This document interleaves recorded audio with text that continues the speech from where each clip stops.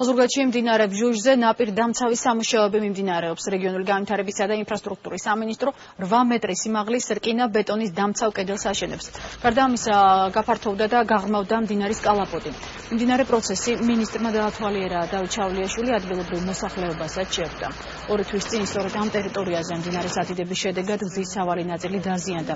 ზარალმა საერთო ჯამში 3 მილიონ ლარზე მეტი შეადგინა. აქ უხინალეგების შედეგად დაზარალდა მოსახლეობა, დაზიანდა საავტომობილო გზა, აგრეთვე მდინარემ წაიღო მთლიანად ძველი ნაპირსამაგრი კედელი. მდინარის სამუშაოების დასრულების შედეგად მოსახლეობას და მიმდებარე ინფრასტრუქტურას გასული პრობლემები აღარ ექნება. უკვე დასრულებულია დაახლოებით 4 მეტრიანი კედლის არმინებული კედლის მოწყობა, აგრეთვე აღდგენილია თვითონ გზის საფარი.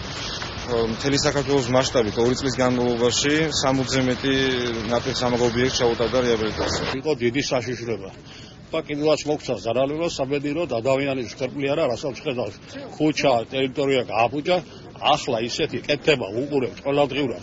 საშიშრო გიგანტური საქმე დაწყებულია სამუშაოები, ეს არის ყველაზე სერიოზული მოცულობითი ობიექტი. ეს მოხსნის ძალიან დიდ პრობლემას, რომელიც წლების განმავლობაში უქმნიდა ეს ადგილი კონკრეტულად ამ მოსახლეობას, რომლებიც ამ სანაპიროზე არიან გათავსებული.